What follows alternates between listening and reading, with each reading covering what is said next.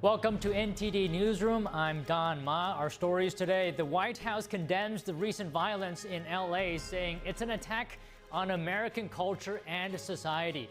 Press Secretary Leavitt reiterates President Trump's policy to remove illegal immigrants from the city.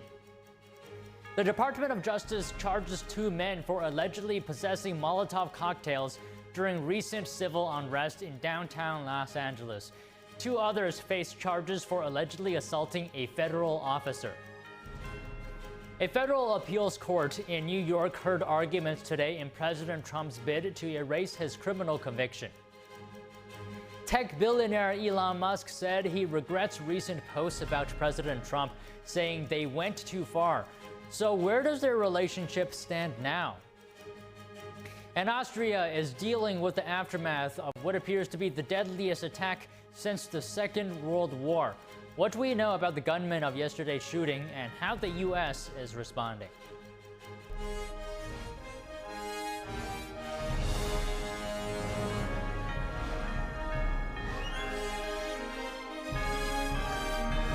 This is NTD Newsroom, live from our global headquarters in New York City. Good afternoon, and thanks for joining us. In the White House press briefing just now, Press Secretary Caroline Leavitt repeated that President Trump is committed to preserving law and order and protecting lawful citizens from others. She says the arresting of criminal illegal immigrants continues. President Trump will never allow mob rule to prevail in America. The most basic duty of government is to preserve law and order, and this administration embraces that sacred responsibility. Democrats like Governor Gavin Newsom and Mayor Karen Bass shamefully failed to meet their sworn obligations to their citizens. They didn't have the courage to do the right thing and protect law-abiding Californians from rioters.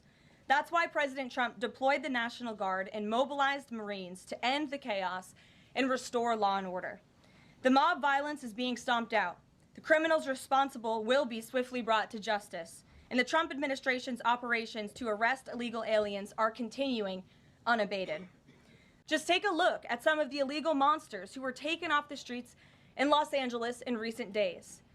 A Vietnamese national, a known gang member with a conviction for second-degree murder. A Mexican national with convictions for child molestation who was armed with a dangerous weapon and had previous arrests for robbery and domestic violence. A Filipino national with convictions of rape, assault, burglary, and theft.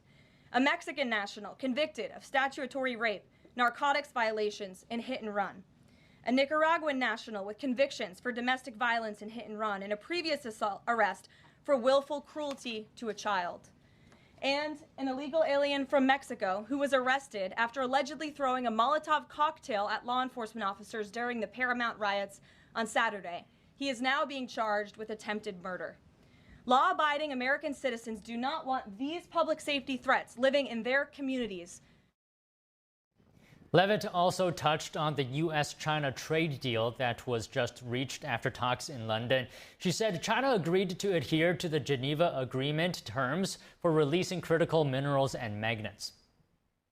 He spoke to his trade team, who did a fantastic job negotiating this on behalf of the United States and meeting with their Chinese counterparts. The president is talking to them about the details of it now. But what the president heard, he liked. China has agreed to open their markets to the United States separately of this deal. And when it comes to this deal, we're going back to the terms that were agreed upon in Geneva for the release of some of those critical minerals and the magnets from China to the United States. And we have agreed to fully comply with the Geneva Agreement as well. So the president is reviewing the details of that with his trade team now, and you'll hear more from him, I'm sure.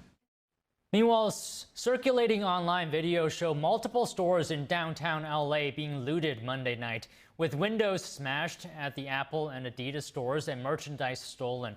Attorney General Bondi addressed the issue this morning. Well, sure. Right now, it's keeping California safe. If Gavin Newsom isn't going to keep California safe, we are. You know, they imposed a curfew last night. I think that helped a bit.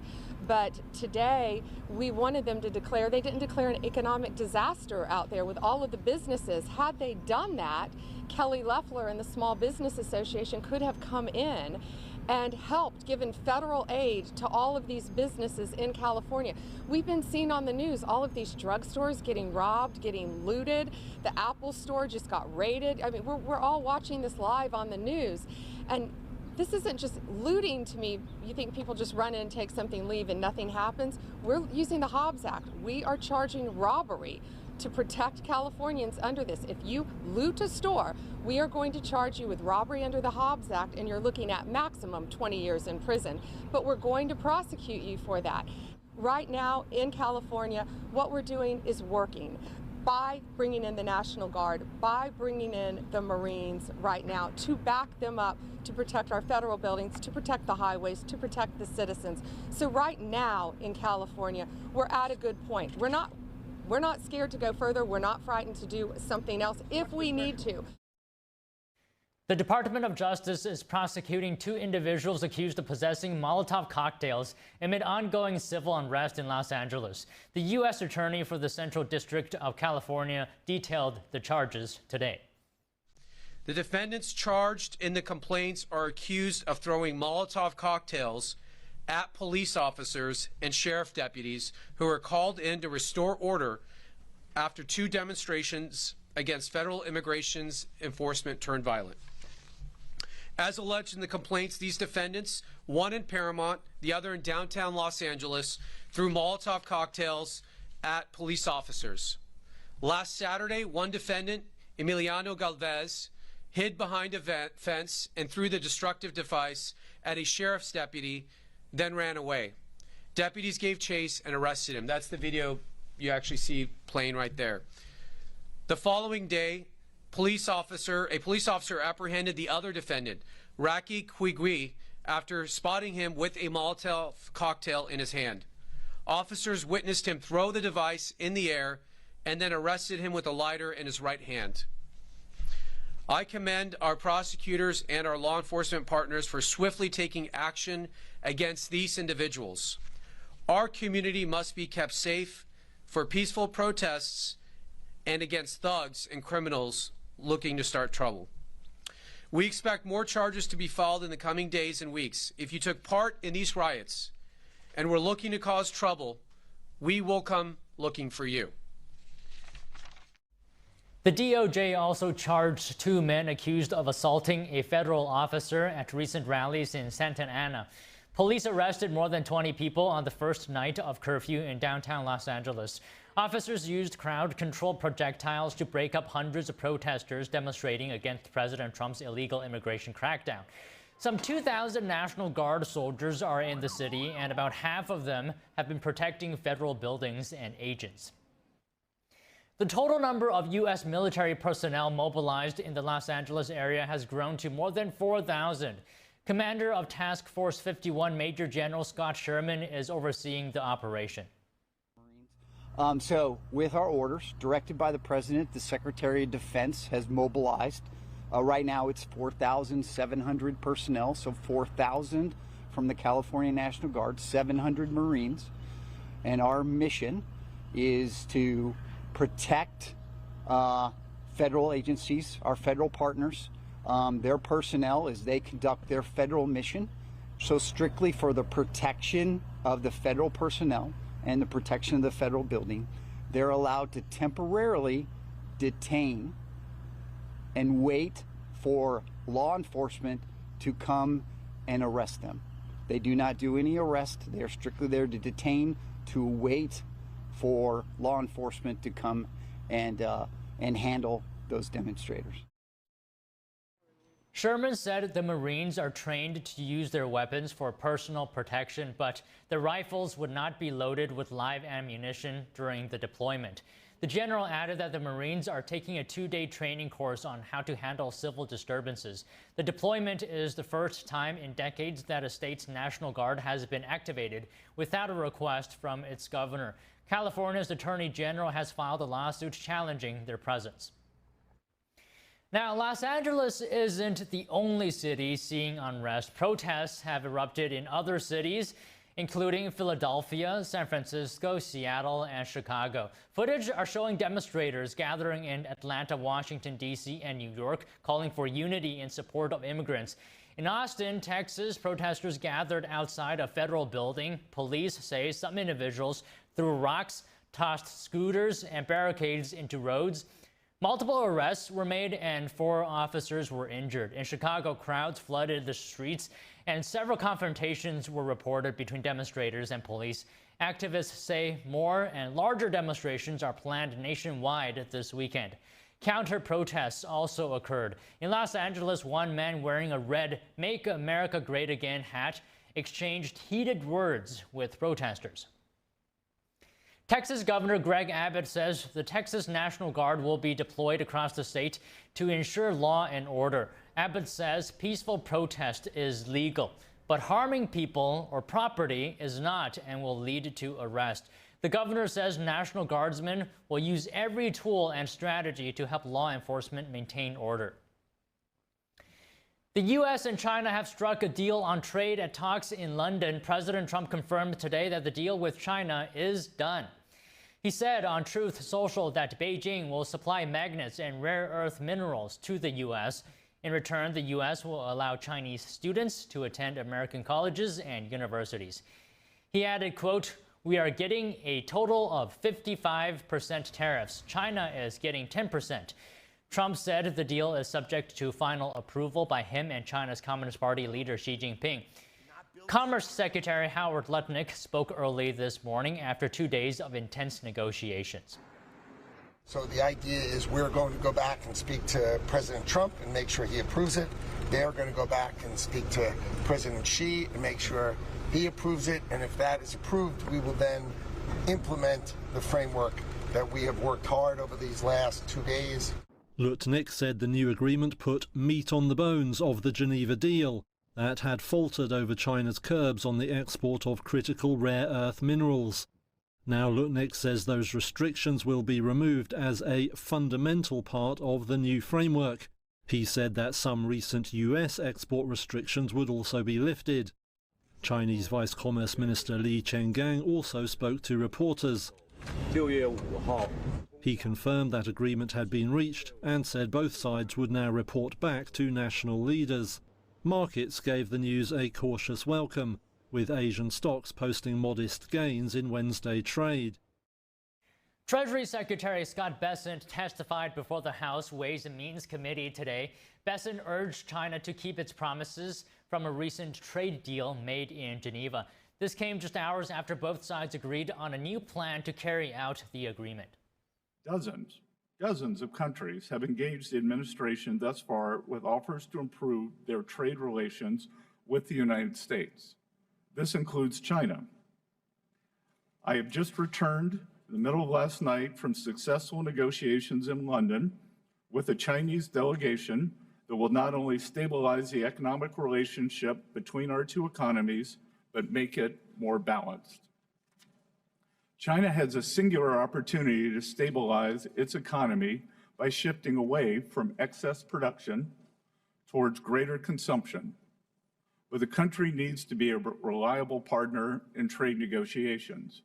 If China will course correct by upholding its end of the initial trade agreement we outlined in Geneva, and I believe after our talks in London they will, then the rebalancing of the world's two largest economies is possible. Bessent said China has a singular opportunity to stabilize its economy by shifting away from excess manufacturing production for export to greater domestic consumption. Bessent's testimony did not share details about the deal made with China after 2 days of talks in London. He left the talks early to return to Washington for the House hearing. And a victory for the Trump administration's tariff plan, at least for now, that is. A federal appeals court ruled yesterday the government can keep many of its tariffs on China and other countries while legal challenges play out. The appeals court said the case raised issues of exceptional importance. The court is therefore taking the rare step of having the 11-member court hear the appeal instead of it going before a 3-panel judge first. Scheduled arguments for late July. The Court of International Trade ruled last month the president exceeded his authority to impose tariffs after he claimed a national emergency. The Trump administration appealed, leading to yesterday's ruling. Now, inflation rose slightly last month as the cost of groceries ticked higher. This suggests that prices and increases may be returning as global tariffs affect the global economy. A Labor Department report released today said that consumer prices increased 2.4% in May compared with a year ago. That is up from 2.3% yearly increase in April. Grocery prices rose 0.3% from April to May. They have gone up 2.2% in the past year. Fruits and vegetables, breakfast, cereals, and frozen foods all rose in price. Egg costs fell 2.7%. It's their second straight drop, though they are still more than 40% more expensive than a year ago. President Trump said today, repeated his view that the Federal Reserve should cut interest rates by 1 percentage point. He said the latest inflation figures were great. And joining us now to discuss the inflation report is Jason Sorens, Senior Research Fellow at American Institute for Economic Research. Good afternoon, Jason. So inflation ticked up to 2.4%. Slightly below estimates. Can you give us what stood out to you in this report? Yeah, so that was 2.4% over the last year, but if you look at the month-to-month inflation rate, it was just 0.1%. So on an annualized basis, about 1.2%. So really, inflation has been at or below the Fed's target of 2% for the last 3 months. And in fact, CPI slightly overstates inflation. So if you look at the Fed's preferred measure, PCE inflation, you would expect that to come in even slightly lower than that. So overall, this is a cool inflation reading. It makes it more likely that the Fed will cut interest rates, not at this meeting, but possibly the next one or the one after, and market expectations of that have risen. To what extent do you think, Jason, are President Trump's tariffs feeding into consumer prices? Not much yet. And in fact, most of the tariffs, of course, have not gone into effect or have been suspended. But we may be seeing them already in groceries because these are perishable goods. That is the first place we would expect to see some tariffs show up. And so we did see that 0.3% monthly inflation reading on groceries, which is a little high. But overall, goods, including automobiles and consumer durables, actually fell in price over May, and most of the inflation came from services. So really, tariffs have not shown up in the inflation data yet. You know, Jason, I know some companies at least are holding off on price hikes. Why do you think that is? Do they still have plenty of inventory, or because of competition, or maybe they're worried that the consumer might just go somewhere else? What is the answer? Yeah, so companies built up inventories as these tariffs were being announced. And so they quickly onshored a bunch of goods in March and April. And as a result, they are selling down their inventories now. And for that reason, you know, they don't need to raise prices yet. And again, for most goods, for most countries, that rate is now 10%, which is a little higher than it used to be, but is certainly much lower than some of the extremes that have been announced on April 2nd. Well, I would imagine their inventory is limited, right? I mean, will tariffs push inflation back up if businesses start to pass on the costs? It's likely that we will see some growth in inflation as a result of tariffs, especially if some of the higher tariffs come back into force. Remember, they're only suspended for 90 days, and we've got something like 50 more days of that left. So it's certainly possible that these numbers will show up in inflation. Now, you would expect tariffs mostly to affect relative prices rather than the price level. By that, I mean that the tariffs will raise the cost of goods that can be traded, right? So food, manufactured goods, that is where you should expect inflation to show up. But you wouldn't expect it to show up in services, you know, education, healthcare, you know, restaurants, food service. And in most economist models, tariffs don't affect the overall inflation rate unless they decrease the productivity of the whole economy. And that is certainly possible because remember that tariffs are hitting business inputs as well. So they're hitting steel, aluminum, for example. They're hitting things that are used in business production that could make businesses less productive, and that would cause inflation to go up. But you should expect it first to hit those tradable goods sectors like food, agricultural products, and manufactured goods. Okay, so during this inflation battle with the Fed, you probably heard of the statement that the Fed is usually behind the curve, right? And Trump has called the Fed to cut interest rates 1 percentage point. Do you think the central bank should do that? Well, I think it's probably not helpful for the president to be calling for it because, if anything, that may make the Fed more resistant to changing whatever course it's on because it doesn't want to seem as if it's responding to political pressure. But I do think that increasingly we're seeing that inflation is cool and that monetary policy is tight compared to where it needs to be. So I do think President Trump actually has a little bit of an argument here that the Fed needs to start thinking about cutting rates. They probably want to see another month of low inflation readings before they start to do that. And right now, the market does not expect them to cut until September, but there is a very high likelihood that they'll cut by 25 basis points by September.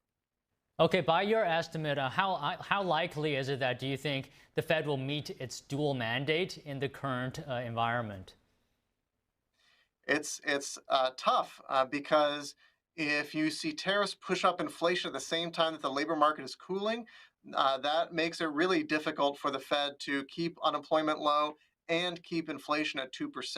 What you might see is that the Fed continues to cut rates, returns to cutting rates, even if inflation is slightly above its target, under the idea that it will come back down, that it could be a temporary inflation if it's just being caused by tariffs. And so as a result, especially if the labor market looks soft, we may see a little bit more inflation as we get into summer and early fall.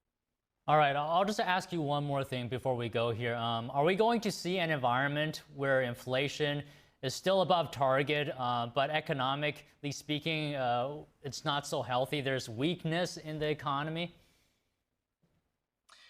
Well, of course, stagflation can happen, right? Where you have both high inflation and unemployment or slow growth. And we had that in the 1970s.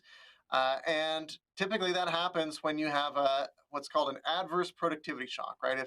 If something hurts the productivity of the U.S. economy in the 1970s, you had oil shocks. Right now, you've got tariffs. That certainly does risk the possibility that you could have even a recession along with high inflation, and that would be obviously hugely negative for the American worker and the American consumer.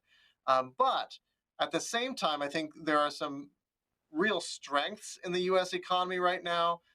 We have significant productivity growth in the information sector, in artificial intelligence, in things like automated cars, and I think what we're going to see here is that if we can get policy back on track to low tariffs, deregulation, tax cuts, and smaller federal government spending, then we'll see the productivity of the American economy pick up, and we'll see positive growth and low inflation.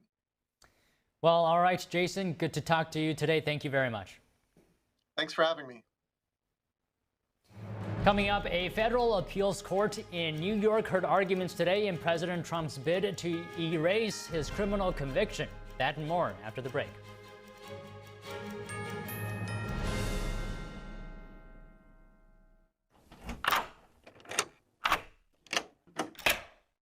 I'm Jonathan Lawson. If you're 50 to 85, I have an important message about security. Write down the number on your screen so you can call when I finish. The lock I want to talk to you about isn't the one on your door. This is a lock for your life insurance, a rate lock that guarantees that once you're insured, your rate can never go up at any time for any reason. But be careful. Many policies you see do not have one. But you can get a lifetime rate lock from Colonial Penn. Call this number to learn more. This plan was designed with a rate lock for people on a fixed income who want life insurance that fits their budget and is simple to get. Coverage options start at $9.95 a month, less than 35 cents a day. Act now, and your rate will be locked in for life. It will never increase, guaranteed. This is lifelong coverage that can never be canceled as long as you pay your premiums, guaranteed. And your acceptance is guaranteed, with no health questions. You cannot be turned down because of your health. Call for your information kit and read about this rate lock for yourself. You'll also get a free beneficiary planner. Both are free with no obligation. Don't miss out. Call for information, then decide. Read about the 30-day 100% money-back guarantee. Don't wait. Call this number now. Call now and you'll also get this free beneficiary planner. Use this valuable guide to record important information and your final wishes, and it's yours free just for calling. So don't wait. Call 1-800-357-4821 for your free information. That's 1-800-357-4821. There's no risk or obligation. That number again is 1-800-357-4821. That's 1-800-357-4821. 1-800-357-4821. Call now. I was a quarterback at Hardaway High School. College first-round draft pick, on and off the field. We were taught to not show any signs of weakness. During the football season, I would stop eating. But I didn't know I was depressed. I thought that something was wrong with me. For 20-plus years was physical. We didn't have any education behind what mental health was. I started to learn it starts here first.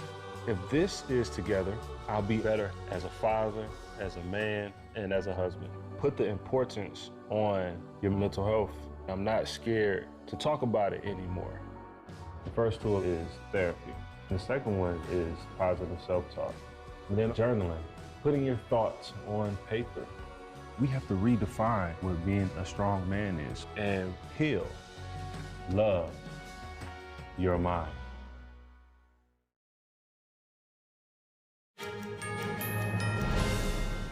An appeals court today heard arguments over whether President Trump's New York criminal conviction should be moved to federal court. Arguments revived in President Trump's New York criminal conviction. A federal court of appeals heard oral arguments Wednesday on whether the president's appeal of his conviction should be transferred to federal court. Trump was convicted in May 2024 of 34 felony counts of falsifying business records. The jury decided the payments were intended to cover an adult movie actress's allegation that they had an affair. Some of the payments were made while he was the 45th president. Trump denies her claim and said he did nothing wrong. His attorney argued to the three-judge panel that the case should have never been tried in state court because they say some of the evidence presented to the jury involved Trump's conduct as the 45th president. They want the Second Circuit to determine once and for all that cases against the former and current president should be heard in federal courts. If the federal court takes control of the criminal case, it would ultimately decide Trump's appeal of the verdict, which is now pending in a state appellate court. The Manhattan District Attorney's Office, which prosecuted Trump's case, wants it to stay in state court. They argue that the conviction involves his personal life, not his work as president, and that the payment at issue were private, unofficial acts and thus unrelated to his duties as president. If Trump loses, he could go to the U.S. Supreme Court. Elon Musk steps back from his recent feud with President Trump. He said on X that he regrets some of his posts about Trump. Musk wrote on his social media platform X, quote, "I regret some of my posts about President Donald Trump last week. They went too far." He did not say which specific posts he was talking about, though he has deleted several that were critical of Trump. One of those posts signaled support for impeaching the president.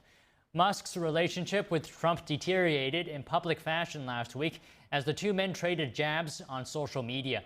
Musk slammed Trump's tax and domestic policy bill, labeling it a disgusting abomination. In a phone conversation with New York Post, Trump commented on Musk's apology. He said, quote, "I thought it was very nice that he did that."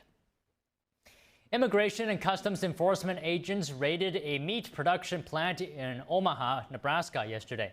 The Homeland Security Department described it as the largest worksite enforcement operation in the state since President Trump took office in January. The raid happened at around 9 a.m. at a Glen Valley Foods plant. DHS said in a statement on X that, quote, "An illegal alien from Honduras threatened federal officers and agents with a box cutter." ICE enforcement officers and agents were conducting an operation at the time. ICE officers and agents are facing a 413% increase in assaults against them. No ICE law enforcement was hurt in this operation. The department did not say how many individuals were targeted during the raid. The food packaging company said it was surprised by the raid and had received no notice ahead of time. It added that it had followed the rules regarding immigration status. A fashion influencer who regularly criticizes the president's wardrobe and the administration's policies admits he is in the U.S. illegally. He wrote a long post on social media explaining his journey of immigration. Guy is an editor at fashion blog Put This On and runs a Ralph Lauren fan account on X. He also has posts on his personal X account criticizing the Trump administration's immigration actions. His June 8th post has been seen almost 5 million times on X. In it, Guy explained that his family escaped Vietnam into Canada and crossed the border illegally into the U.S. The Department of Homeland Security responded to Guy's post with an image that seems to indicate it is taking notice. The vice president has also been a target of Guy's fashion criticism and responded to the online discussion with another image that seems to indicate he is in agreement with deporting Guy. Lawmakers in the House last night passed two D.C.-related bills. They repeal local laws that address policing and voting. NTD's Melina Weisskopf has more on last night's votes. On a bipartisan basis Tuesday night, House lawmakers passed a bill to restrict non-citizens from voting in Washington, D.C., repealing a 2022 law that was created by the D.C. City Council, allowing non-citizens to vote only in D.C.'s local elections. Although it only applies to local elections, Republicans still say this is unconstitutional and plan to take state-by-state action to stop it. 56 Democrats agreed with Republicans on this bill last evening, though a number of Democrats opposed it, arguing that votes like this would cause voter intimidation, as well as making the point that voting for non-citizens in local elections is not uncommon across the states. Regardless of your views on the merits of non-citizen voting for local elections, we have to acknowledge that D.C. is not the first, nor are they the only jurisdiction in our country to allow this. And so just like we fought this in New York City and we prevailed, we will do the same here in Washington, D.C., and make sure that they stop allowing and they don't allow non-citizens to vote in their municipal elections. Now, this bill already passed the House and the Senate during last Congress, but President Biden vetoed it. This time around, if it does make it through the Senate, it's sure to be signed by President Trump. In addition to this non-citizen voting bill, House lawmakers also voted on a separate bill to address the police force here in Washington, D.C. It would reinstate D.C. police rights to collectively bargain over disciplinary matters and reinstate clear timelines for disciplinary investigations. 30 Democrats joined with Republicans on this piece of legislation. Now, this all comes at a time when D.C. officials are urging lawmakers to take action to address their budget shortfall. So back when lawmakers passed a bill to avert a government shutdown in March, it caused D.C. to revert back to 2024 spending levels, leaving them with a $1 billion budget shortfall. The Senate has taken action to address that budget shortfall, and President Trump endorses taking such action, although House Speaker Mike Johnson has not yet brought it up to the floor for a vote, instead saying that his top priority is to get the GOP's big budget bill across the finish line. Reporting from Washington, D.C., Melina Weisskopf, NTD News. And in New Jersey, the race for governor is set. Democrat Mikey Sherrill and Republican Jack Ciattarelli will face off in November after winning their party primaries yesterday. Chattarelli, backed by President Trump, cruised to victory with more than 65% of the GOP vote. Sherrill topped a crowded Democratic field with around 34%. This marks the first election since New Jersey scrapped its controversial county line ballot system. The race is wide open, with Democratic Governor Phil Murphy term limited after narrowly defeating Chattarelli in 2021. Top issues include transit, taxes, and the state's high cost of living. The general election is set for November 4th. More than 100 children have been rescued after a month-long investigation in Texas. The operation snared over 240 alleged online child sex predators. NTD's Daniel Monahan has more on the case, which the FBI and other agencies announced yesterday in Dallas. Operation Soteria Shield was launched in April and led to the rescue of 109 children. Soteria, the name of the operation, is derived from Greek mythology, and it represents safety, deliverance, and preservation of harm. FBI Director Kash Patel called it a huge takedown of child abusers in Texas. FBI agent Joseph Rothrock says a common goal to rescue children from abuse united more than 70 federal, state, and local agencies. Let the message be clear. If you exploit children, we will find you and we will bring you to justice. The operation took 244 men and women accused of exploiting children for sex trafficking or pornography off the streets. We worked hard on this investigation to make sure that these heinous acts and those committing them are brought to justice. Plano Police Department Assistant Chief Dan Curtis says many of the children recognized or rescued were previously unidentified. They'd never been reported missing. They had never had their abuse known to authorities. Curtis says without this kind of proactive operation, they might have continued to stay in the shadows, being exploited and victimized. Imagine being a child whose image has been shared online over and over, wondering who's seen it. Then imagine the relief of knowing the person that hurt you has been arrested and the images are now being removed. Internet Crimes Against Children Bureau Commander Tina Schwartz says 109 children now have a chance to heal, be safe, and frankly, just be a child. At the core of this mission is an unwavering resolve to confront the crisis head on, to ensure that every victim gets the justice they deserve, and to make certain that those who prey on our children can no longer hide in the shadows. The FBI says the investigation also gathered terabytes of illicit data, with electronic devices being further analyzed. The new evidence could lead to additional arrests or identifying victims. This marks the second month in a row that the FBI has announced large-scale arrests of alleged online predators. 205 suspects were arrested in a nationwide sweep called Operation Restore Justice just last month.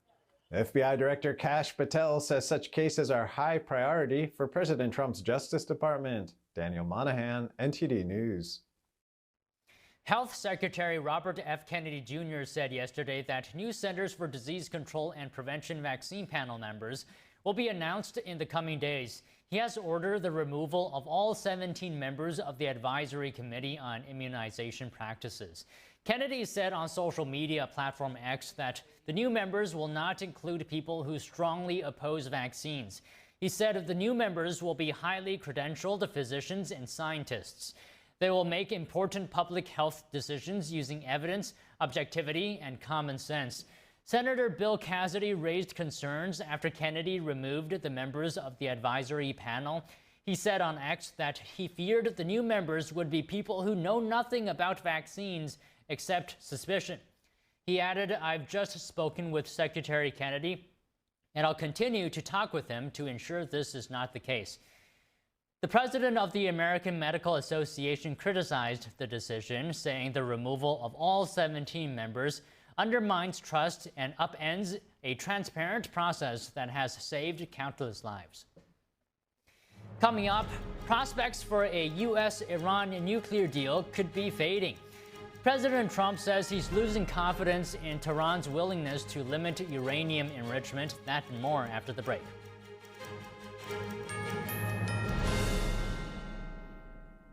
Shenyun Creations, the streaming platform from Shenyun, featuring world-class dance, past programs, and all original music.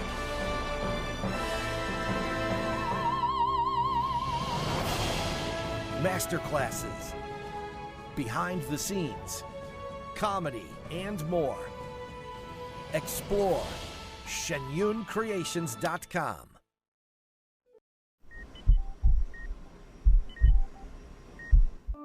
I had a pretty normal mom life. Everything was pretty good, and it was a very happy life. And we just had a new baby. And then all of a sudden, within a day or two, she's on life support and fighting for her life. And I knew something was pretty wrong. A little less than a week after I came home, I couldn't breathe. That's when we decided to go to the hospital. I was given the diagnosis that I had peripartum cardiomyopathy, which is basically a pregnancy-induced heart failure. They told me my only chance was a heart transplant. And the American Heart Association helped make that possible. Their research helped save me. This could not happen without monthly donations from friends like you. Your sustained support helps fund life-saving research that leads to medical breakthroughs, like those that gave Jen a second chance at life. Heart disease is the #1 killer in America, and we urgently need your help to save lives. Go to helpheart.org or call now to become a monthly donor today. Your donation of only $19 a month, just 63 cents a day, will make a difference through prevention, early detection, treatments, and cures that help save lives. I am very thankful for the American Heart Association. I'm grateful for just every day that I get with my children. Please go to helpheart.org or call now with your donation of just $19 a month. Join our community of monthly donors, and you'll get this limited edition t-shirt you can wear to show you're helping save lives. One simple act today can save your life or the life of a loved one. Please call or go online to helpheart.org. Become a monthly donor, and for a limited time only, your first month's gift will be matched.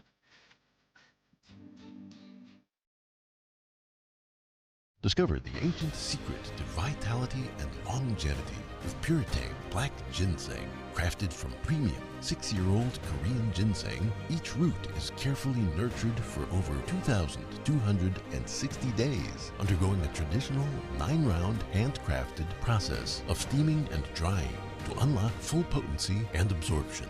Experience pure, natural energy with Puretang Black Ginseng. Order now at puretang.com.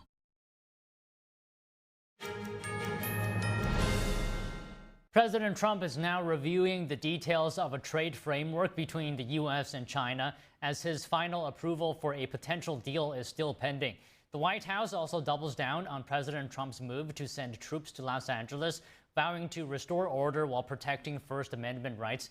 Joining us now live is NTD's White House correspondent Iris Tao. Good afternoon, Iris. What's the latest from the press briefing this afternoon? Violent criminals. Good afternoon as well, Dawn. So during the press briefing, the White House press secretary told us that President Trump, who has already talked to his trade team after they finished talking with China for the past 2 days in London, and President liked what he heard so far and is currently reviewing the details of a framework established between the two countries, which includes China releasing critical minerals to the U.S. The president is talking to them about the details of it now, but what the president heard, he liked. China has agreed to open their markets to the United States separately of this deal, and when it comes to this deal, we're going back to the terms that were agreed upon in Geneva for the release of some of those critical minerals and the magnets from China to the United States. After President Trump's call with China's Xi Jinping, as well as a few days of talks in London between the trade teams of both countries, President Trump announced this morning on Truth Social that a deal with China is, quote, done and subject to final approval by Xi Jinping and himself. He says that as part of the framework established, China will agree to supply the U.S. upfront with critical minerals, including full magnets. The U.S. in return will provide China what has agreed to in the trade agreement, including, for example, access for Chinese students to U.S. universities. on tariffs. Trump says the U.S. will impose a 55% tariff on China, while China will impose a 10% tariff on U.S. goods. And Treasury Secretary Scott Bessent today, meanwhile, after coming back from those trade talks, it says that China needs to course correct and become a reliable partner in trade negotiations.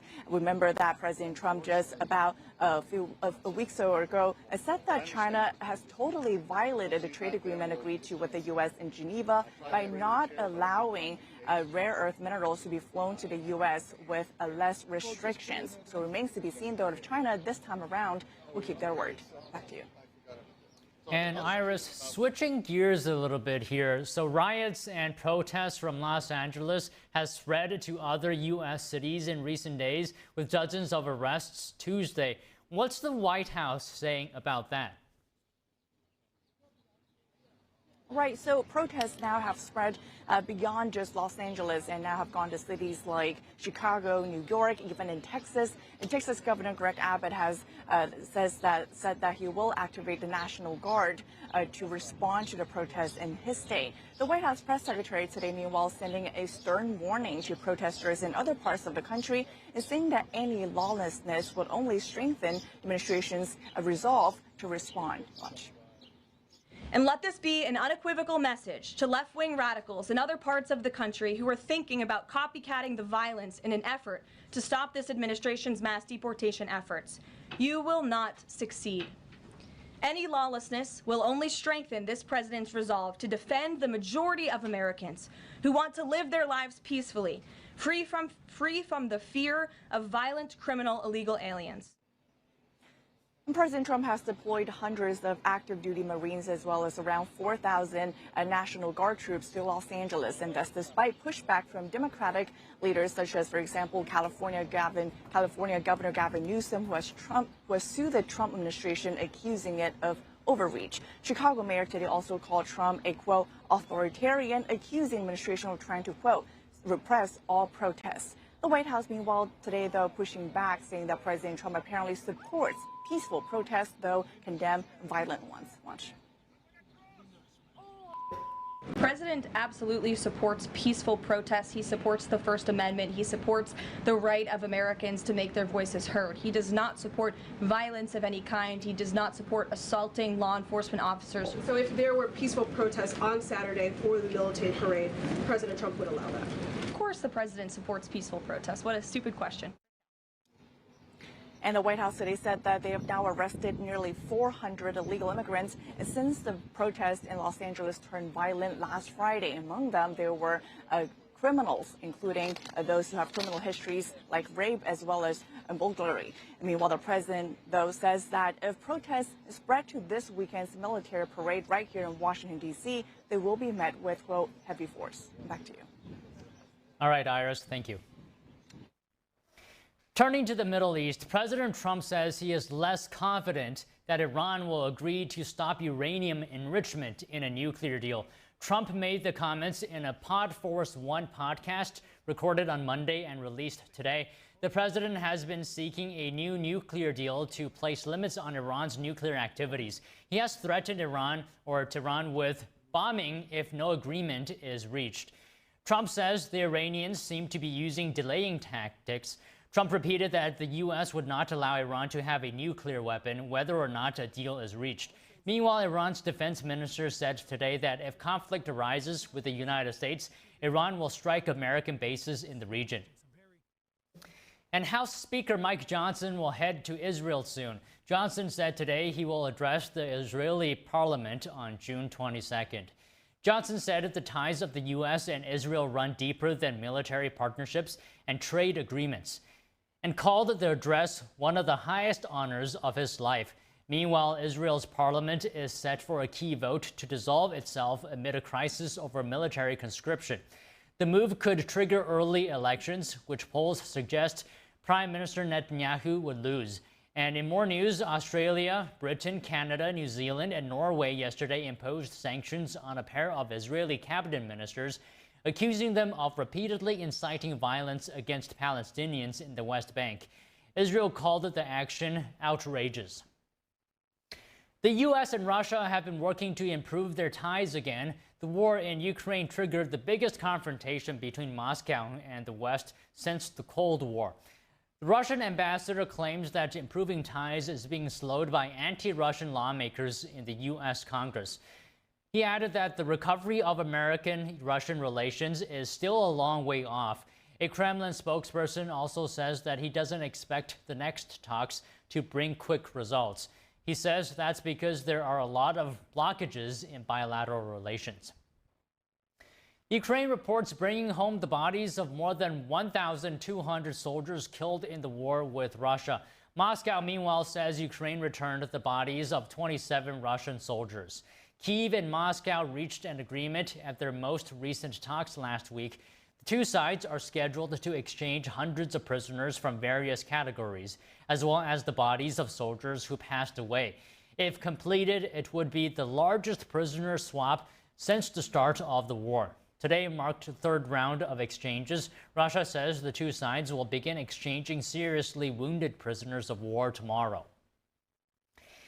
Meanwhile, Austria is dealing with the aftermath of what appears to be the deadliest attack since the Second World War. Police are investigating yesterday's shooting as citizens observe 3 days of national mourning.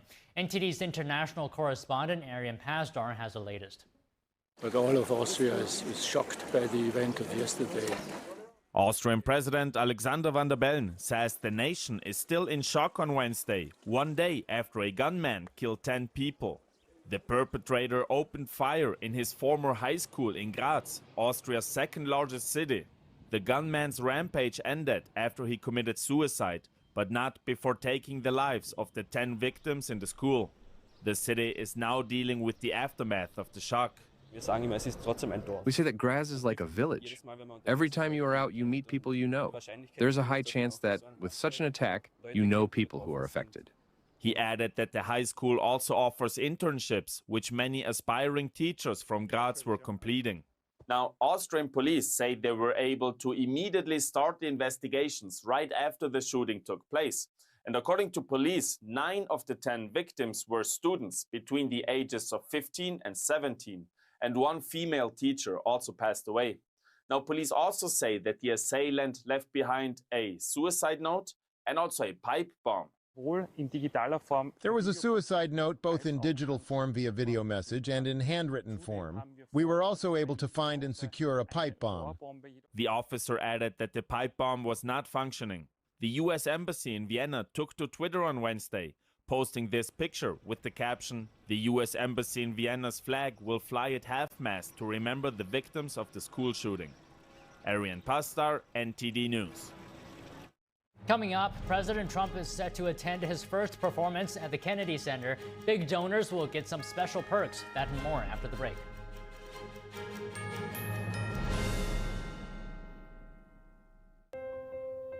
Food. It fuels our bodies, nourishes our spirits, and brings us together. Because we all need nutritious food to thrive. Food gives me energy and it also helps me focus. But not everyone knows where their next meal is coming from.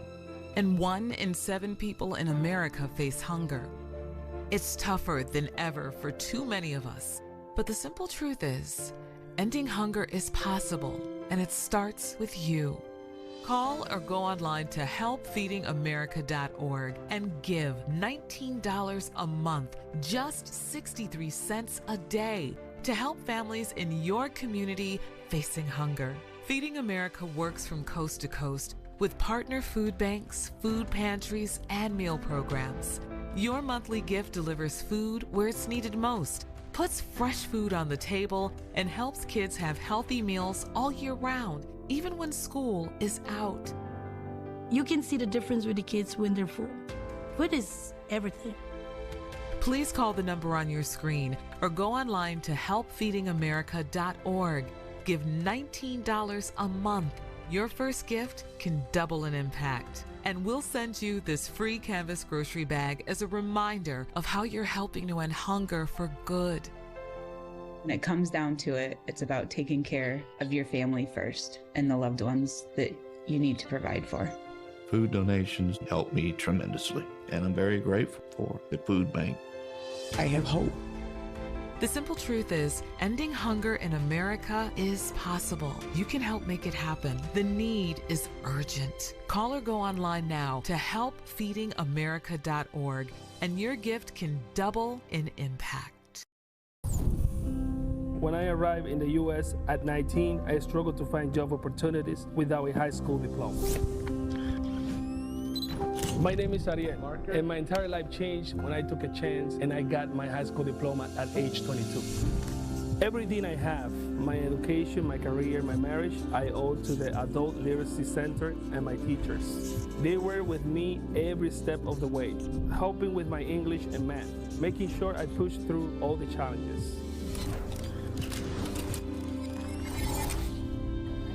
Oh my goodness. So Ariel, we made this yearbook for you. It has notes from all the people that are here. Your achievement has set an example for so many students. Most importantly, your daughter.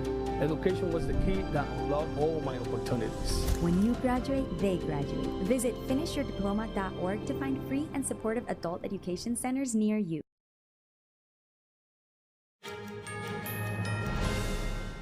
Former movie mogul Harvey Weinstein was convicted today on one of the top charges in his sex crimes retrial. The ex-Hollywood producer was acquitted of another. Weinstein's initial conviction 5 years ago seemed to mark the end for one of the film industry's most powerful men. The guilty verdict was a pivotal moment for the Me Too movement, but it was overturned last year. The retrial is taking place at the same Manhattan courthouse. Today, the jury convicted the former studio boss of forcibly subjecting someone to a criminal sex act in 2006. Jurors also acquitted Weinstein of another criminal sex act charge from that year. The jury is deliberating on a third charge that he raped another woman in 2013. President Trump will attend Les Miserables tonight, his first show at the Kennedy Center. The performance comes months after the president orchestrated a shakeup of the institution's leadership. Trump pushed out its former chairman, fired its longtime president, and pledged to overhaul the center. The Kennedy Center depends on revenue from tickets and subscriptions, as well as donations to operate.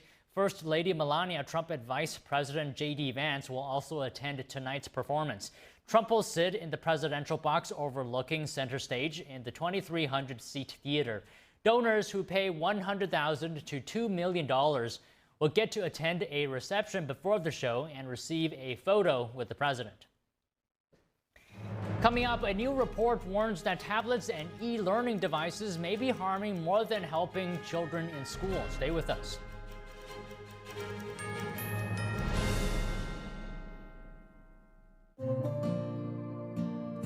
Imagine a coffee that cares for your health. Expertly fermented with a 50-enzyme complex to enhance flavor and remove bitterness. Small batch roasted to a decadent medium dark, resulting in a brew that is gentle on digestion, low acid, and up to 90% less caffeine than regular coffee.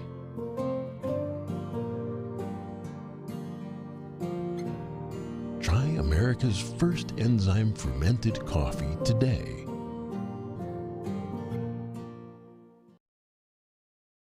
All throughout your home, appliances and systems just wait for the worst time to break down and leave you with expensive repairs. Unless you have a plan from Choice Home Warranty. All home appliances and systems have a breakdown clock, and when it expires, it will cost hundreds and potentially even thousands of dollars to fix or replace.